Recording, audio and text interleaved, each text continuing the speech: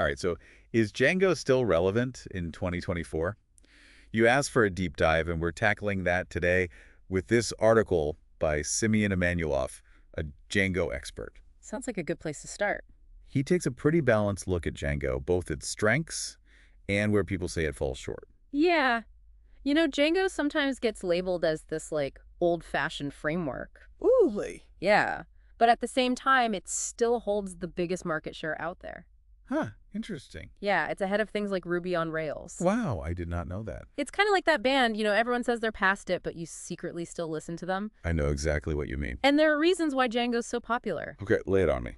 This article talks about how Django is batteries included, which basically means it comes with a ton of built-in tools. Oh, so it's like a Swiss Army knife for web development. Exactly. It's got everything you need. So does that mean less work for developers? Absolutely. Developers can spend more time on building cool features instead of getting stuck in the weeds with basic setup. Right. That makes So- sense. And on top of that, Django is known for being really secure, and it's got a super friendly community. Those are biggies for sure. Yeah. But what about keeping up with the times? Mm. I've heard some folks say Django isn't quite as modern as some of his competitors, especially when it comes to that thing called asynchronous programming. Yeah, asynchronous programming. That's been a bit of a sticking point for some developers. Okay, so before we get too far, could you break down what asynchronous programming is and why it even matters? Sure.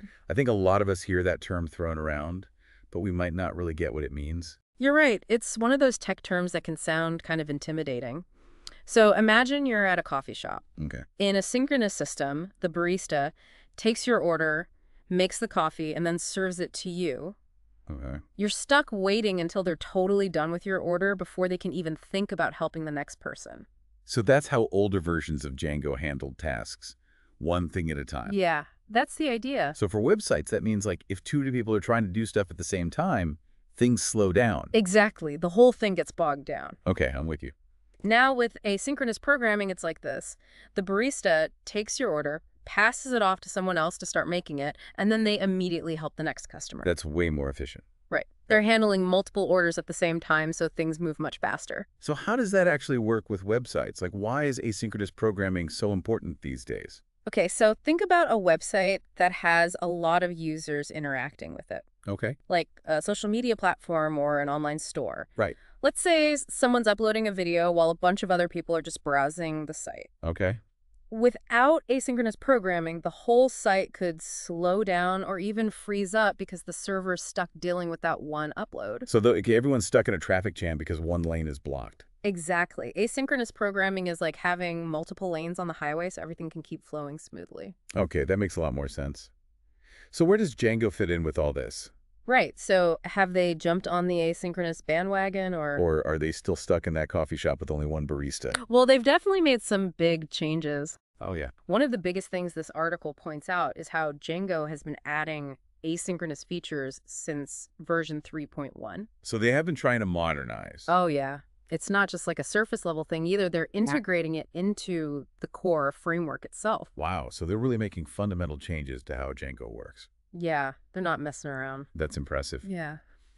Can you give me some examples of what they've done? So they're really making fundamental changes to how Django works.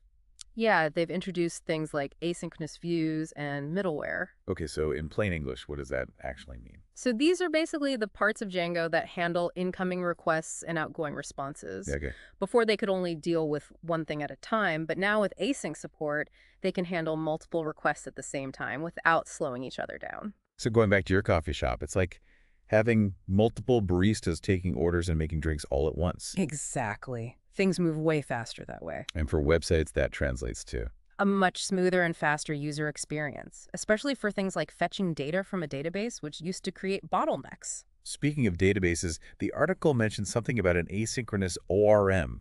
What is that all about? Oh yeah, ORMs are kind of like Django's secret sauce. Okay, how so? ORM stands for Object Relational Mapper, and it's basically a translator between your code and the database. So instead of writing database queries in like raw SQL, which can get messy, Yeah, exactly. you can use Python objects, which are much easier to work with. Way more developer friendly. And now with the asynchronous ORM they introduced in Django 3.2, even those database interactions can happen asynchronously. Whoa, so it's like multitasking on a whole new level.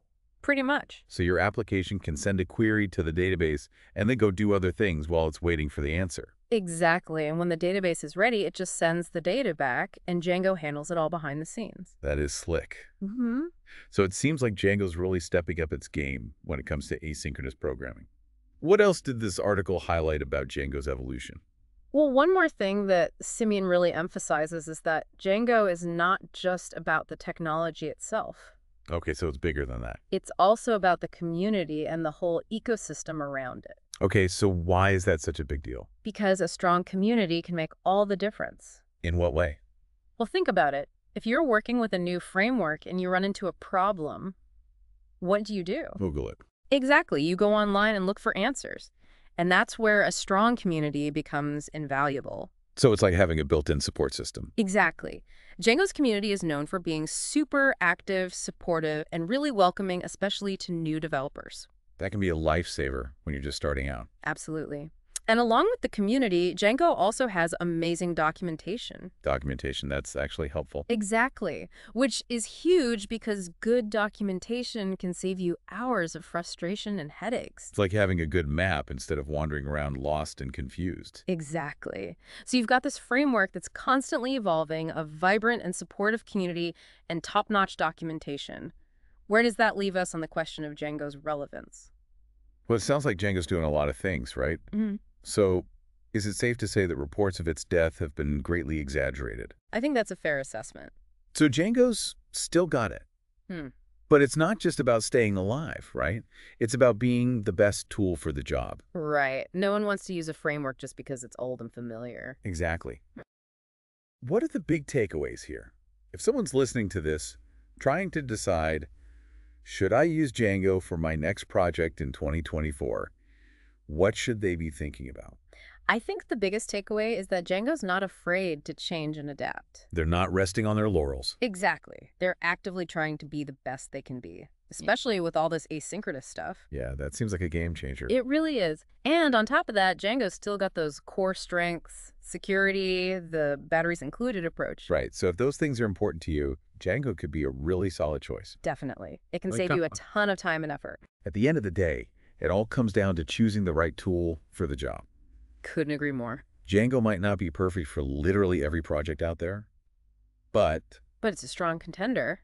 It's got the experience, the community, the constant evolution.